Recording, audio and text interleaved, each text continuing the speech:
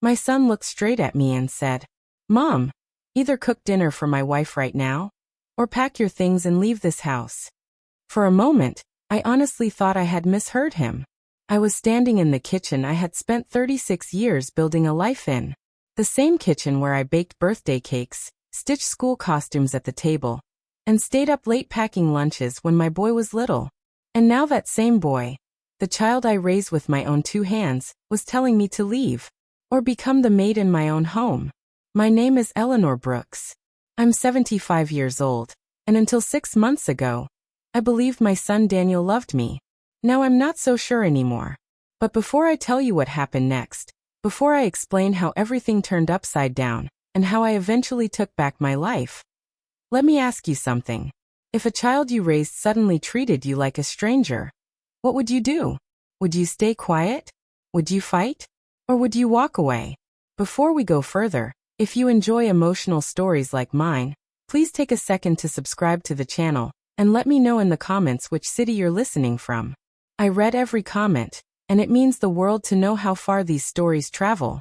Now let me take you back to the moment everything began to fall apart. 6 months earlier, I made the biggest mistake of my life. I transferred the house into my son Daniel's name. It wasn't supposed to be a mistake. At the time, it felt like the responsible thing to do. Daniel had just married a woman named Chloe. She was younger than him by about 10 years, sharp-tongued but charming when she wanted to be. She worked in marketing, wore expensive perfumes, and always spoke like she was in a hurry to be somewhere better. But Daniel adored her. And when your child looks happy, you convince yourself that everything else will work out. The house itself wasn't huge. Just a comfortable 2-story place in Cedar Grove, Ohio, the kind of quiet American neighborhood where people mow their lawns on Saturdays and wave at each other from driveways. My husband built most of it himself before he passed away 12 years ago. Every wall held memories. Every corner had a story. Daniel told me transferring the deed would make things simpler for the future. "Mom," he said gently one evening, "it'll help with taxes later. Plus if something happens, the house stays in the family." He hugged me when he said it. And I believed him. So I signed the papers. Looking back now, that was the day I unknowingly signed away my dignity. At first, things were normal. Chloe moved in. She rearranged the living room, replaced my curtains, painted the hallway a cold gray color I hated, but didn't complain about. Small things. Things you tell yourself not to mind. But slowly, the atmosphere in the house changed. Chloe started treating me less like Daniel's mother, and more like someone who had overstayed her welcome. It began with comments. Little ones. "Eleanor, you left crumbs on the counter again." "Eleanor, could you not use my olive oil? It's expensive." "Eleanor, the laundry machine works differently now." I ignored it. You tell yourself young couples need space. But then one evening during dinner, Chloe looked at Daniel and said something that froze the air in the room. "Your mom doesn't really contribute much around here, does she?" Daniel laughed awkwardly. I waited for him to defend me. He didn't. From that moment on, the rules started changing. I was suddenly expected to cook dinner, clean the kitchen, do laundry. And when I didn't move fast enough, Chloe's smile disappeared. "You live here for free," she said once. Free. In the house I had paid for. The house I had built with my husband. The house I had signed away because I trusted my son. Then came the night that changed everything. Chloe had invited friends over for dinner. Expensive wine bottles sat on the table. Soft jazz music played through the speakers. I had spent 3 hours cooking. Roast chicken, mashed potatoes, green beans with garlic. When Chloe's friends arrived, she walked into the kitchen and frowned. "Eleanor," she said sharply. "Yes, you plated the chicken wrong." I blinked. "What do you mean?" She sighed loudly, the way people do when they think someone is stupid. "It's embarrassing. You should really learn presentation." Something inside me twisted. But I stayed quiet. Then Daniel walked in. And Chloe said the words that changed my life. "Your mom either learns how to cook properly, or she shouldn't be in my kitchen." Daniel looked at me. Then he said the sentence I will never forget. "Mom, just cook the way Chloe likes. Or maybe it's time you find somewhere else to live." In that moment I realized something terrible. In my own house, I had become a guest. And guests can be asked to leave. But what Daniel didn't know was that within weeks, the truth about this house would come crashing down on all of them. And when it did, neither my son nor his wife would ever look at me the same way again. Because the house they thought belonged to them still legally belonged to me. And the day I learned that truth, I started planning my revenge. The night my son told me to cook for his wife or leave, I didn't argue. I didn't shout. And I didn't cry. At least not in front of them. I simply stood there in the kitchen for a long moment, staring at Daniel like I was looking at a stranger wearing my son's face. 38 years ago, I held that boy in my arms when he had a fever so high I thought I might lose him. I slept in a chair beside his hospital bed for 2 nights straight. Now he couldn't even look me in the eye. Chloe stood beside him, arms crossed, watching me like she had already won something. Maybe she thought she had. I slowly untied the apron around my waist and placed it on the kitchen counter. The room was quiet except for the faint sound of laughter coming from the living room where Chloe's friends were drinking wine. "All right," I said softly. Daniel frowned. "What does that mean?" "It means dinner is in the oven," I replied calmly. "You can serve it however Chloe prefers." Then I walked past them. I went upstairs to the bedroom that used to belong to my husband and me. The same room where we had spent 40 years of marriage. The same room where he held my hand the night before he passed away. Standing in the doorway, I suddenly felt very old. Not because of my age, but because of the weight of everything that had just happened. I packed quietly. A small suitcase. A few sweaters. 2 pairs of shoes. My medication. And the small tin box I had kept in the closet for years. The one that held photographs of my husband and Daniel when he was little. Downstairs, Chloe's friends were now laughing loudly over dinner. The smell of the roast chicken I had cooked filled the house. For a moment, I stood in the hallway listening. No one noticed me leaving. Not even my own son. I picked up my suitcase, walked out the front door, and closed it behind me. The air outside was cold. It was late October in Ohio, the kind of evening where the wind cuts through your coat if you stand still too long. I walked to the end of the driveway and looked back at the house. The porch light was on. The same porch light my husband installed 20 years ago, so Daniel wouldn't trip when he came home late from college. Now it was lighting the way for someone else. I stood there longer than I should have. Then I did something I hadn't done in years. I called an old friend. "Linda," I said when she answered. "Ellie, is everything all right?" Linda Carter had been my neighbor for almost 20 years before she moved across town after her husband died. She was one of those rare people who could hear the truth in your voice even when you tried to hide it. "Can I stay with you for a few days?" I asked quietly. There was a pause. Then she said something that made my chest tighten. "Of course you can. Come right over." Linda lived in a small brick house about 15 minutes away. When she opened the door and saw my suitcase, her expression changed immediately. "Oh, Ellie," she said softly. She didn't ask questions. She simply hugged me. And that was when the tears finally came. Not loud ones. Just quiet ones. The kind that come when your heart has been holding something heavy for too long. Linda made tea. We sat at her kitchen table while I slowly told her everything. The house. The papers I had signed. The way Chloe treated me. And finally, Daniel's words. "Cook for my wife or leave." When I finished, Linda leaned back in her chair and shook her head. "I never trusted that girl," she muttered. I managed a tired smile. "It's not her fault alone," I said. "Daniel made his choice." Linda studied me for a moment. "So what are you going to do now?" I stared into my cup of tea. "I don't know," I admitted. For the first time in decades, I truly had no plan. That night I slept in Linda's guest room. The bed was comfortable, but sleep didn't come easily. My mind kept replaying the moment Daniel chose his wife over me.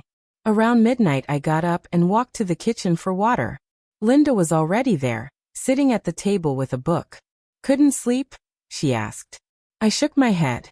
She slid a glass of water toward me. "You can stay here as long as you want, Ellie." I nodded gratefully, but something deep inside me felt restless. I hated the feeling of being displaced. like a guest in someone else's life. The next morning, something unexpected happened. Around 10 o'clock, Linda's phone rang.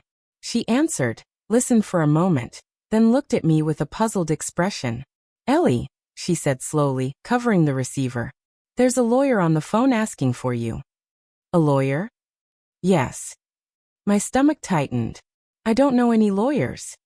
Linda handed me the phone. "Hello," I said cautiously. A calm male voice answered. "Good morning. May I speak with Eleanor Brooks?" "This is she." "My name is David Harrison, ma'am. I'm a property attorney here in Cedar Grove." My heart began to beat faster. "I'm calling regarding the property located at 114 Willow Creek Road." That was my house. Or at least, it used to be. "I'm sorry," I said carefully. "That property belongs to my son now." There was a brief pause on the line. Then the lawyer said something that made the room spin slightly. "Actually, Mrs. Brooks, that's exactly why I'm calling." He cleared his throat. "According to our records, the house is still legally in your name." I felt the blood drain from my face. "What?" "The transfer paperwork filed 6 months ago contains a legal defect," he continued. "It was never finalized properly with the county recorder."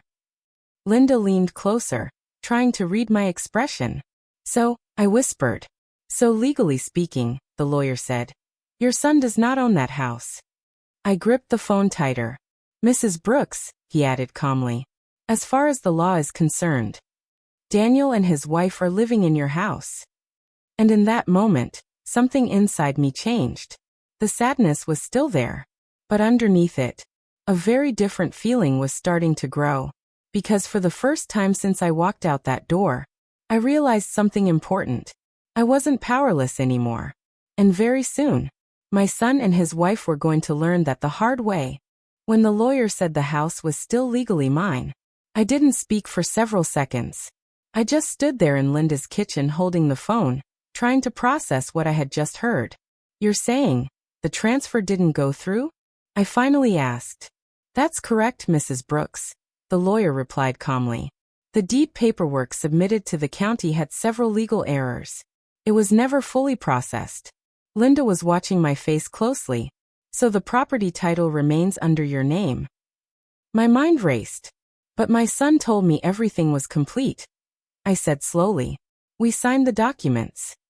"Yes," the lawyer replied. "You signed them. But signing and properly recording a deed are two different things." There was a pause.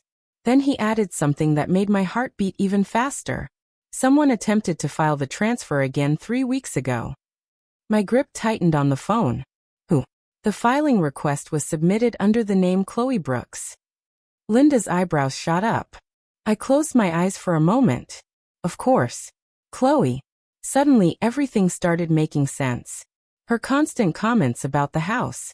The way she talked about our home. As if I was just temporarily occupying space. She thought the house already belonged to them. Or worse, she was trying to make sure it did. "Mrs. Brooks?" the lawyer said gently.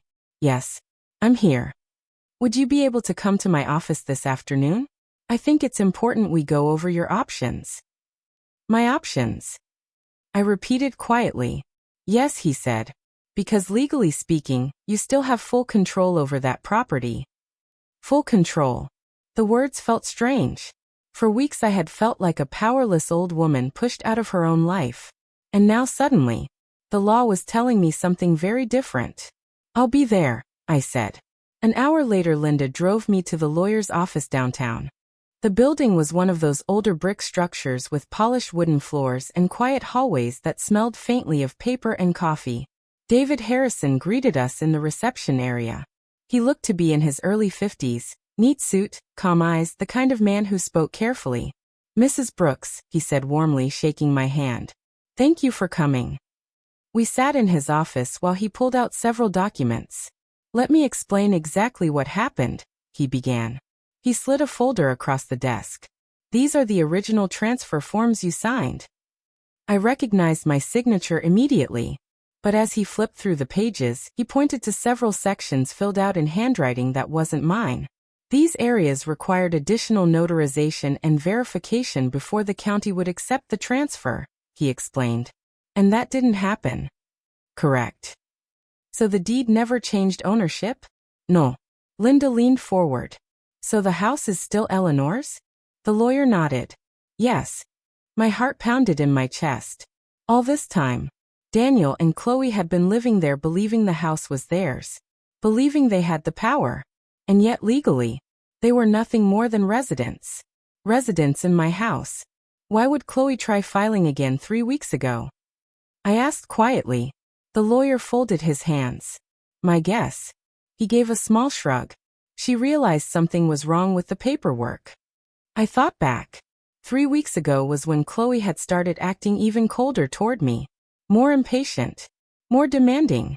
As if she was trying to push me out faster. Maybe she thought once I was gone, it would be easier to finish the transfer. Maybe she thought I wouldn't notice. But she had miscalculated something very important. She underestimated an old woman who had spent her entire life paying attention to details. What happens now? I asked. The lawyer leaned back in his chair. Well, Mrs. Brooks, legally you have several options. He counted them on his fingers. You could complete the transfer and give the house to your son as originally planned.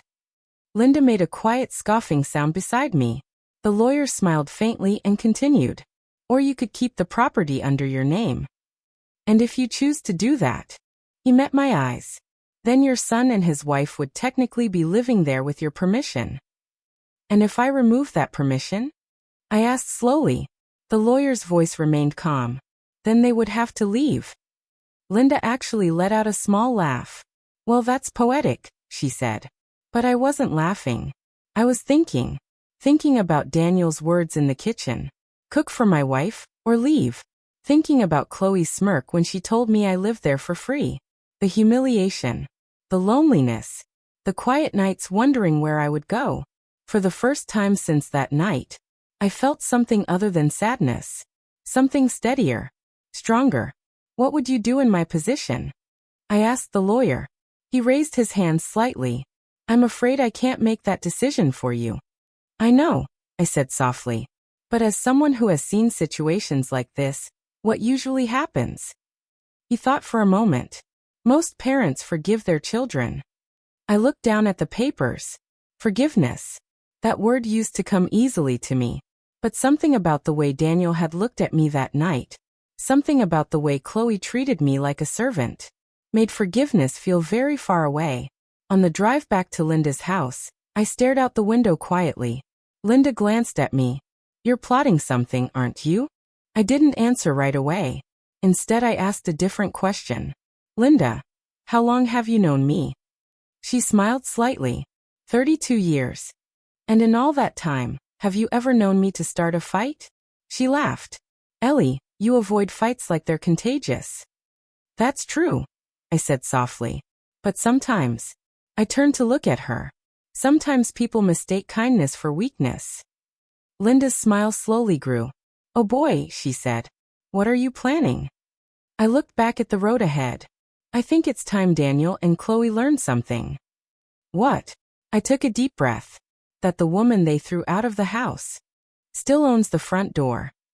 And within 2 days, I was going to walk right back into that house. Not as a guest. Not as a servant. But as the legal owner. And when my son realized the truth, the look on his face would be something he'd never forget. But what he didn't know yet was that I had one more condition waiting for him. A condition that would change everything. And if he refused, then within 48 hours, my own son and his wife would be the ones looking for a new place to live. 2 days after learning the truth about the house, I went back. Not quietly. Not secretly. I walked right up the same driveway I had left with a suitcase and a broken heart. Only this time, I wasn't the woman who had walked away that night. Something inside me had changed. The sky was gray that afternoon, the kind of soft cloudy light that made everything feel still. The maple tree near the porch had already started losing its leaves, scattering them across the driveway. For 42 years, that house had been my home. And today, I was walking back into it as its legal owner. Linda parked the car at the curb and looked at me carefully. You sure you want to do this today? She asked. I nodded. Yes. She reached over and squeezed my hand. Well, she said with a small smile, I'd pay money to see Chloe's face when she realizes she's been bossing around the owner of the house. I almost laughed. Almost. But my chest was tight with something deeper than anger. It was a strange mix of sadness and strength. Because no matter what happened next, Daniel was still my son. And that truth didn't disappear just because he had hurt me. I walked to the front door slowly. The same door my husband painted blue 15 years ago because he said it made the house feel welcoming. My hand paused on the handle for a moment. Then I turned it and stepped inside. Voices were coming from the living room. Chloe's voice first. Sharp. Annoyed. Daniel, I told you we should have replaced that stupid couch already. Daniel laughed lazily. We'll do it after the holidays. They hadn't noticed me yet. I set my purse on the hallway table and stepped into the living room. Chloe looked up first. For a second, she just stared. Then her face twisted in disbelief. You've got to be kidding me. Daniel turned around. And the moment he saw me, the smile vanished from his face. Mom. The room went quiet. Chloe stood up quickly, crossing her arms. What are you doing here? She snapped. I looked around the room calmly. Nothing had changed. The same framed family photos on the wall. The same carpet my husband insisted on installing even though I thought it was too light. Except now, everything felt different. I came home, I said simply. Chloe scoffed. This isn't your home anymore. Daniel rubbed the back of his neck nervously. Mom, we talked about this. Did we? Because the last conversation I remembered ended with him telling me to cook for his wife or leave. I walked further into the room and sat down in the armchair by the window. The one my husband used to read in every evening. Chloe stared at me like I had lost my mind. You can't just walk in here. I folded my hands calmly in my lap. Actually, I said quietly, I can. Daniel frowned. What does that mean? I opened my purse and took out the folder the lawyer had given me. Then I placed it on the coffee table between us. Because according to the county records, I slid the top document toward them. This house still belongs to me. For a moment, neither of them moved. Then Chloe grabbed the paper and looked at it. Her eyes scanned the page quickly. Then again. Her face went pale. This isn't right, she stammered. Daniel leaned over her shoulder. What are you talking about? The deed, she said quickly. It says Mom still owns the property. Daniel blinked. That's impossible. I watched them quietly as confusion turned into realization. Daniel looked up at me slowly. Mom, what is this? It's the truth, I replied. The transfer paperwork you filed was never finalized. Chloe shook her head. No, that can't be right. I leaned back in the chair. Oh, it's very right. The silence in the room grew heavy. Daniel looked like someone had just pulled the floor out from under him. Chloe, on the other hand, looked furious. You're lying, she snapped. I slid another document across the table. That's the official confirmation from the county recorder. Daniel picked it up. His face drained of color as he read it. So legally. He looked up at me again. You still own the house? Yes. Chloe slammed the papers onto the table. This is ridiculous. Is it? I asked calmly. She pointed toward the front door. You left. You moved out. No, I said softly. I was told to leave. Daniel flinched. The memory of his own words clearly hitting him now. The room went silent again. Then I spoke the sentence that changed everything. Right now, I said calmly. You two are living here because I'm allowing it. Chloe laughed sharply. Oh, please. But the confidence in her voice was gone. I leaned forward slightly. And if I decide not to allow it anymore? Daniel's eyes widened. Then you'll have to leave. The words hung in the air like thunder before a storm. Daniel ran a hand through his hair. Mom, let's just calm down. Oh, I'm very calm, I replied. In fact, I had never felt calmer. Chloe crossed her arms again. You wouldn't actually kick your own son out. I looked at her. Then I looked at Daniel. My lawyer says I legally can. Neither of them spoke. Finally, Daniel asked the question they were both afraid of. So, what do you want? I stood up slowly. What I wanted wasn't revenge. Not exactly. What I wanted was respect. I want something very simple, I said. But Chloe didn't realize yet that the condition I was about to give them would turn their entire world upside down.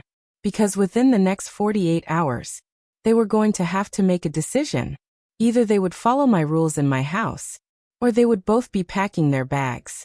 And this time, I wouldn't be the one leaving. When Daniel finally asked, "Mom, what do you want?" The room felt heavy. Not angry, not loud, just heavy, like the air before a thunderstorm. I looked at my son, really looked at him. And for a moment I saw the little boy he used to be, the boy who used to run into the house after school yelling, "Mom, what's for dinner?" The boy who once told his teacher I made the best pancakes in the world. But the man standing in front of me now was someone I barely recognized. And beside him stood the woman who had slowly turned my own home into a place where I felt like a stranger. I took a slow breath and folded my hands together. "What I want," I said calmly, "is respect." Chloe rolled her eyes immediately. "Oh my God, here we go." Daniel shot her a quick warning look. "Chloe."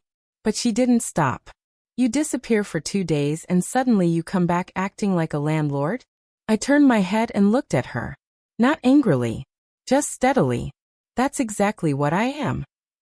For a moment, Chloe didn't have an answer, because the truth has a funny way of shutting people up.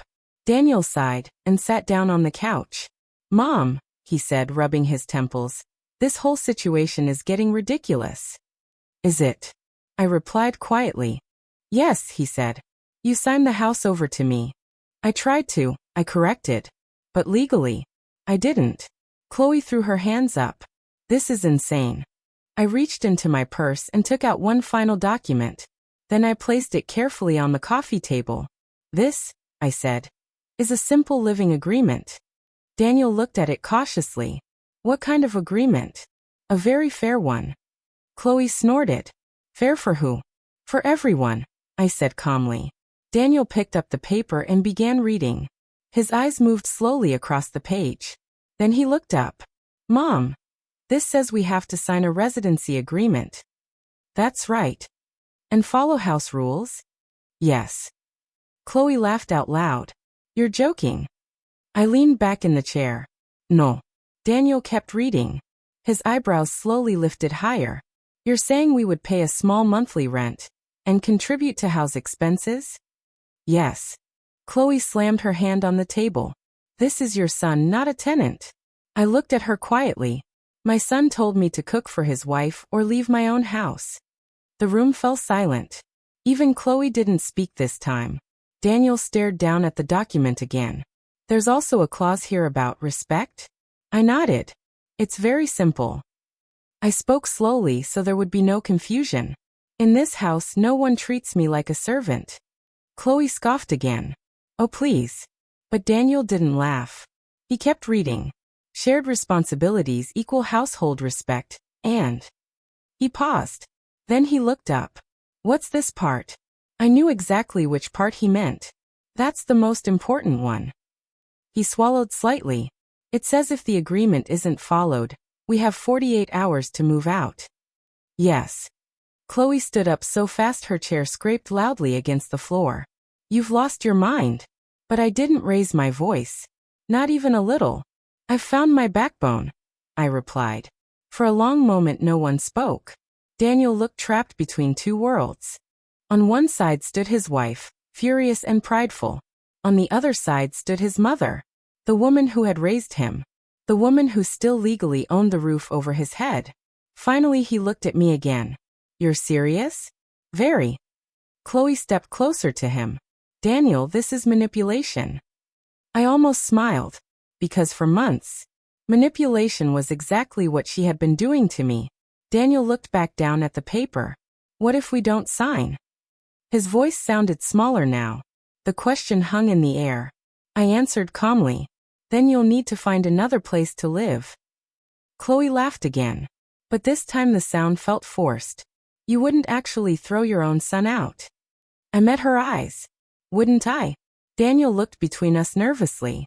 "Mom, this is extreme." "Is it more extreme than telling your mother to leave her own home?" He didn't answer. Because there wasn't a good answer. The clock on the wall ticked quietly. Every second felt louder than the last. Finally I stood up. I'm not asking for much, I said. Just dignity. I slid the agreement across the table. You have 2 days to decide. Daniel looked stunned. 2 days?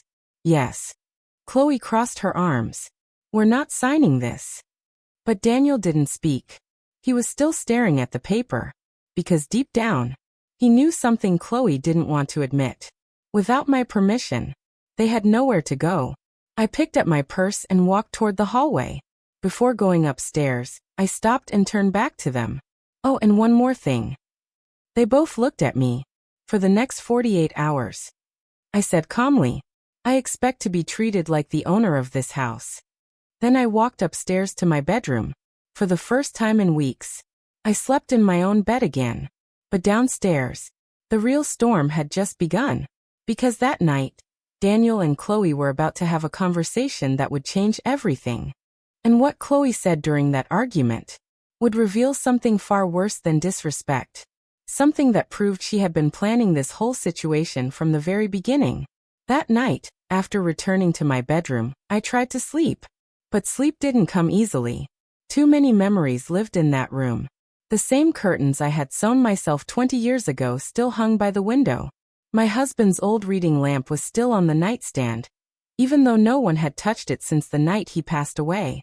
Lying there, staring at the ceiling, I wondered if I had gone too far. Daniel was still my son. Even after everything that had happened, a part of me still hoped that maybe, just maybe, he would walk upstairs, knock on my door, and say the words I had waited weeks to hear. Mom, I'm sorry. But the house stayed quiet. Until around midnight. That's when I heard voices downstairs. At first, they were low, muffled. But slowly they started getting louder. Daniel and Chloe were arguing. I didn't intend to listen. I truly didn't. But when your name is mentioned in the middle of a heated conversation, it's hard not to hear what comes next. I slipped out of bed and stepped into the hallway. The staircase carried their voices clearly. She can't do this to us. Chloe snapped. She legally can, Daniel replied, sounding exhausted. This is your fault. Chloe fired back. You were supposed to make sure the house was transferred months ago. My heart tightened. Daniel sighed heavily. I thought it was finished. Well, it obviously wasn't, she said sharply. There was a pause. Then Chloe said something that made my stomach drop. You should have pushed her out sooner. I froze at the top of the stairs. Daniel sounded confused. What are you talking about? Chloe laughed bitterly. I'm talking about the plan we discussed. Plan? My hand gripped the railing. What plan? Daniel asked. The one where your mother moves out, Chloe said impatiently. Remember? So we could finally renovate this place and sell it. For a moment, I couldn't breathe. Sell it. The house my husband built. The house where Daniel grew up. They weren't just trying to take it from me. They were planning to sell it. Daniel sounded shocked. Wait, you never said anything about selling the house. Chloe scoffed. Oh please, Daniel. Don't pretend you didn't know we talked about it. We talked about renovations, he said defensively. Yes. Renovations to increase the value. There was another pause. Then Chloe said the words that broke something inside me. And your mother living here was a problem. Silence filled the living room. Finally Daniel asked quietly, so your solution was to push her out? Chloe didn't hesitate.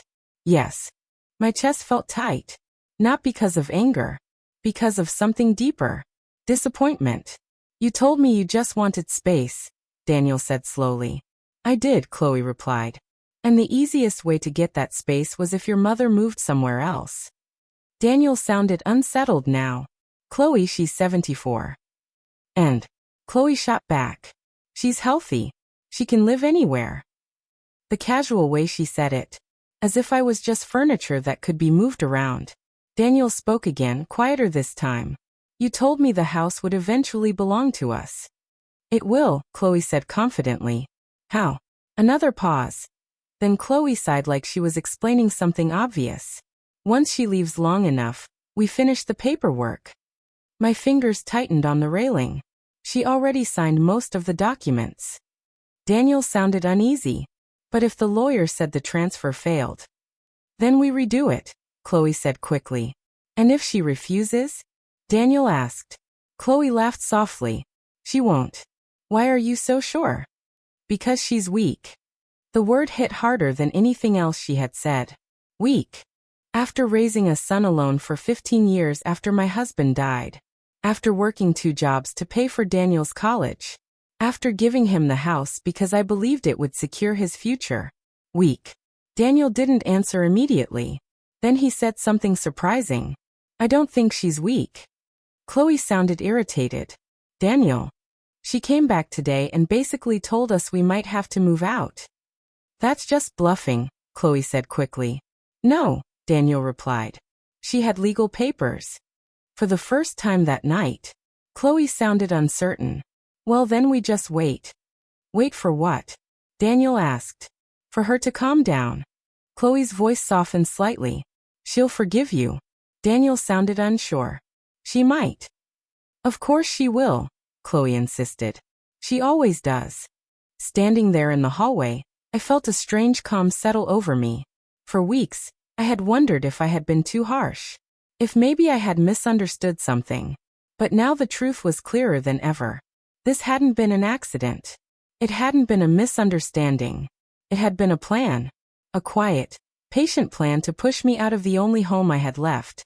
I slowly returned to my bedroom and closed the door. Not angrily. Not crying. Just thinking. Because something had changed inside me that night. Something important. For the first time since all this began, I stopped thinking like a hurt mother. And started thinking like the owner of that house. The next morning, I woke up earlier than usual. The sun had barely risen. But I already knew what I was going to do. Because Daniel and Chloe thought they had 2 days to decide. What they didn't realize yet was that I had already made my decision. And by the end of that day, they were going to learn that underestimating an old woman can be a very expensive mistake. Especially when that woman still controls every single legal document connected to the house. The next morning, I woke up before sunrise. For years, that had been my routine. My husband used to tease me about it, saying I treated mornings like they were some kind of personal competition. But this morning felt different.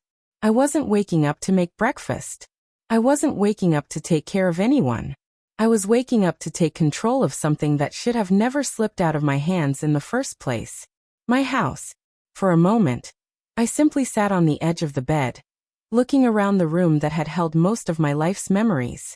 My wedding photo still stood on the dresser. My husband's smile in that picture always had a way of calming me. Well, I whispered softly to the photo. I think it's time I stopped being polite. I got dressed, grabbed my purse, and quietly walked downstairs. Daniel and Chloe were already in the kitchen. The moment I stepped in, the air changed. Chloe was standing by the counter, scrolling through her phone with an annoyed expression. Daniel was drinking coffee at the table, looking like he hadn't slept much. Neither of them said good morning. That alone told me everything I needed to know. Chloe finally looked up. Oh, she said flatly. You're up. I didn't respond to her tone. Instead, I poured myself a cup of coffee and sat down across from Daniel. He looked uncomfortable. Morning, Mom, he muttered. Good morning, Daniel. Chloe crossed her arms. So, have you calmed down yet? I looked at her calmly. I slept very well, actually. She rolled her eyes. Daniel cleared his throat. Mom, about yesterday. I raised a hand gently. We'll talk about it. Then I placed my purse on the table and took out another envelope. Daniel noticed it immediately. What's that? More paperwork. Chloe let out a sarcastic laugh. Oh, great. Another performance. But when I slid the documents across the table, her smile faded. Daniel picked them up slowly. What is this? It's an updated legal filing, I said. Filing for what? He asked. For protection. His forehead wrinkled. Protection from who? I looked directly at Chloe. From anyone attempting to take my property without my consent. The silence in the kitchen became almost uncomfortable. Daniel kept reading. Then his eyes widened. Mom, This says you're placing the house into a legal trust. That's correct. Chloe's voice shot up immediately. A trust? I nodded calmly. Yes.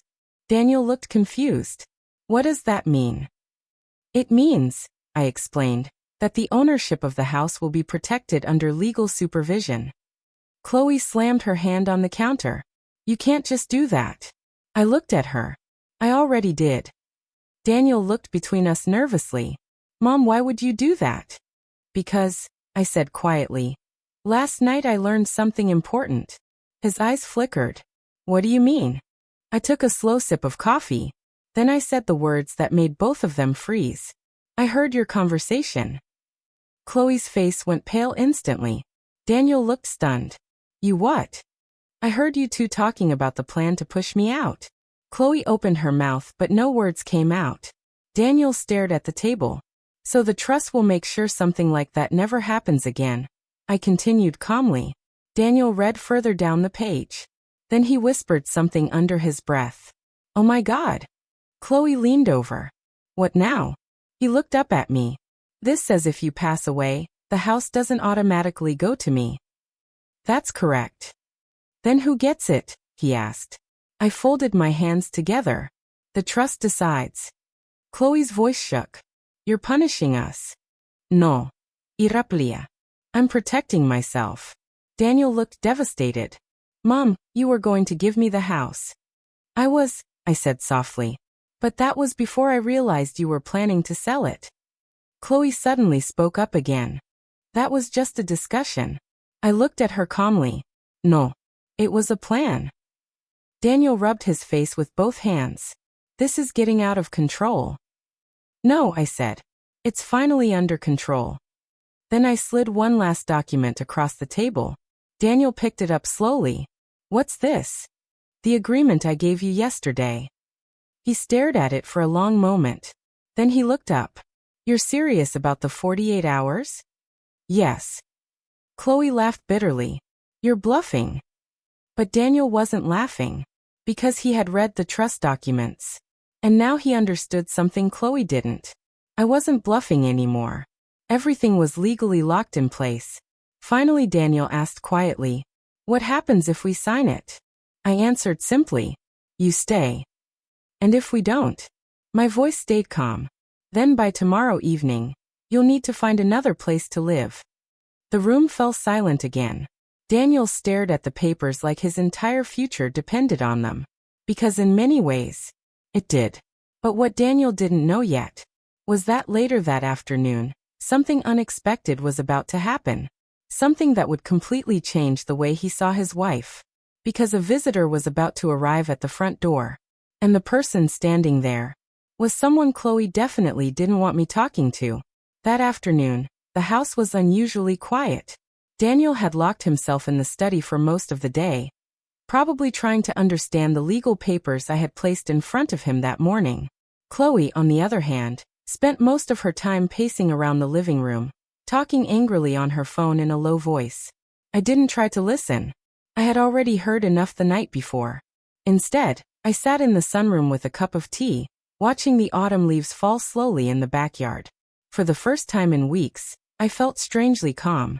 Not happy, but steady, because the truth was finally out in the open.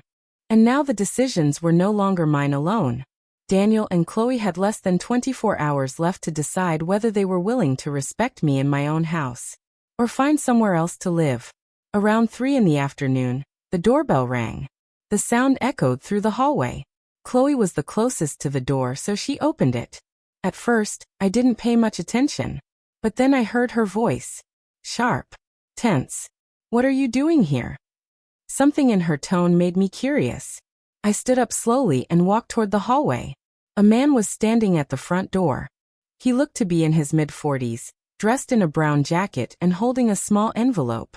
The moment Chloe saw me approaching, her entire posture changed. Sorry, she said quickly to the man, trying to block the doorway slightly. You must have the wrong address. But the man leaned slightly to look past her. Is this the residence of Mrs. Eleanor Brooks? I stepped forward. Yes, I said calmly. That's me. Chloe's eyes widened. Oh my God. she muttered under her breath. The man smiled politely. Good afternoon, ma'am. My name is Michael Turner. He held up a business card. I'm a real estate agent. The room went completely silent. Chloe turned around quickly. You can leave, she snapped at him. We're not interested. But I raised my hand gently. It's all right, I said. Then I looked at the man. What can I help you with, Mr. Turner? He seemed slightly confused by Chloe's reaction. Well, he said carefully, I'm actually here because someone from this household contacted our office last month about listing this property. Daniel had just walked out of the study and froze the moment he heard that sentence. What? He said. Michael glanced between us, clearly realizing something was wrong. The person who contacted us said the home would soon be available for sale. My heart didn't race. My hands didn't shake. Instead, I felt something colder settle inside my chest. I looked at Chloe slowly. Is that true? Chloe forced out a laugh. Oh please, this guy clearly has the wrong place. But the real estate agent opened his folder. Actually, I have the email confirmation right here. He looked down at the page. The inquiry came from Mrs. Chloe Brooks. Daniel turned toward his wife slowly. Chloe. Her face had gone pale. That doesn't mean anything, she said quickly. Michael, still unaware of the tension, continued speaking. The message stated that once the legal paperwork finalized, the owners planned to renovate and sell the property within 6 months. Daniel stared at her. You told them we were selling the house. Chloe shook her head quickly. It was just an inquiry. But the real estate agent kept reading.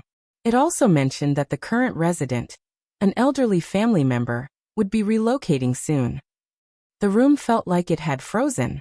Daniel looked like someone had punched the air out of his lungs. You told strangers my mother was moving out? Chloe's voice rose in panic. I was planning ahead. For what? Daniel demanded. For our future, she shouted. I watched the entire exchange quietly. Every word only confirmed what I had already heard the night before.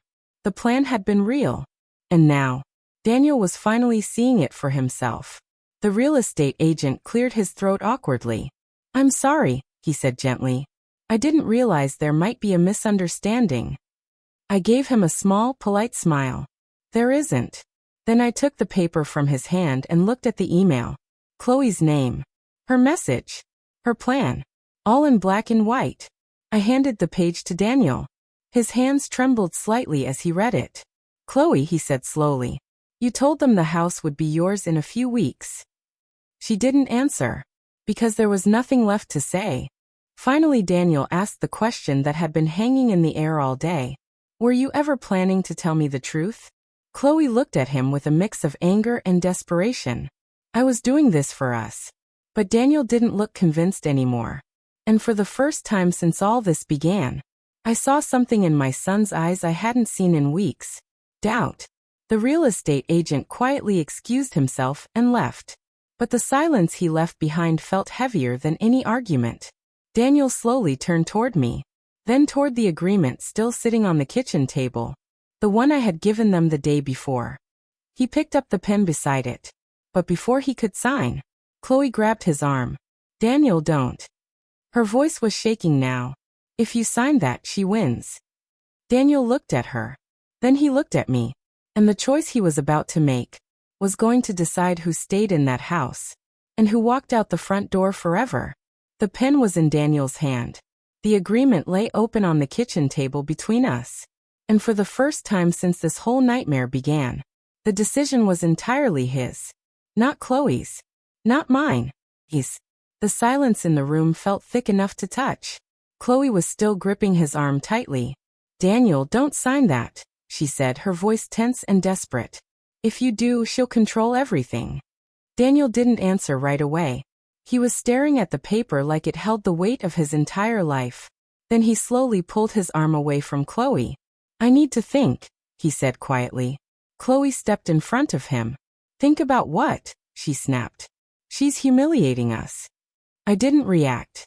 Because the truth was, no one had humiliated them more than their own choices. Daniel rubbed his face, clearly overwhelmed. Chloe, you contacted a real estate agent without even telling me. It was just planning ahead, she insisted. For selling my mother's house, he asked. Our house, Chloe corrected sharply. Daniel looked up at her. For the first time that day, his voice was firm. No, he said quietly. It's not. The words hung in the air. Chloe blinked in disbelief. What? Daniel turned the paper toward her. It's Mom's house. Chloe let out a bitter laugh. Oh, now suddenly you're taking her side? I'm taking the side of reality, he replied. I watched them carefully. Not with anger, but with a kind of quiet sadness that only comes from seeing people reveal who they really are. Chloe paced across the kitchen. You're seriously considering signing that ridiculous agreement? Daniel looked down at the page again. Maybe I should. Her head snapped toward him. You're joking. Am I? She stared at him as if she didn't recognize the man she married. You're choosing your mother over your wife. Daniel looked exhausted. I'm choosing the person who actually owns the house we're standing in. Chloe's voice rose again. She's manipulating you. Daniel shook his head slowly. No, she's protecting herself.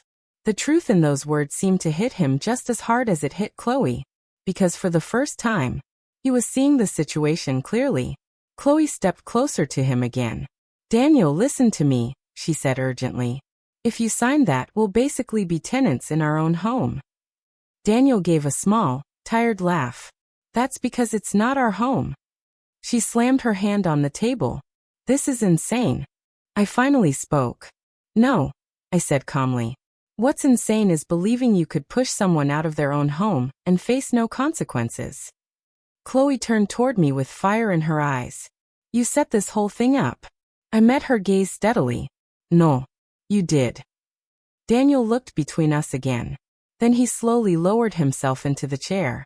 For several long seconds he said nothing. The only sound in the kitchen was the ticking clock on the wall. Finally he looked at me. Mom. His voice sounded different now. Softer. I need to ask you something. All right. If I sign this agreement, are you really going to treat us like tenants? I thought about that carefully. Then I shook my head. No. His eyebrows lifted slightly. You're still my son, I said gently. This isn't about turning you into a tenant. Then what is it about?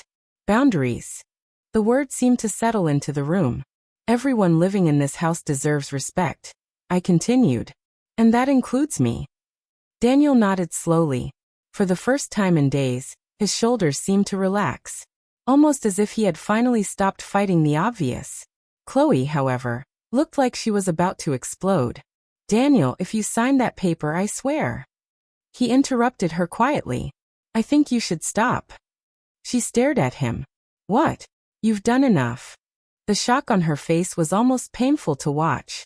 You're blaming me for this? Daniel didn't answer immediately. Then he said something that changed everything. You tried to sell my mother's house. Chloe's voice trembled with anger. I was trying to build our future. By erasing my past, he replied. The words hung heavily between them. Finally Daniel picked up the pen again. Chloe stepped forward quickly. Daniel, don't you dare.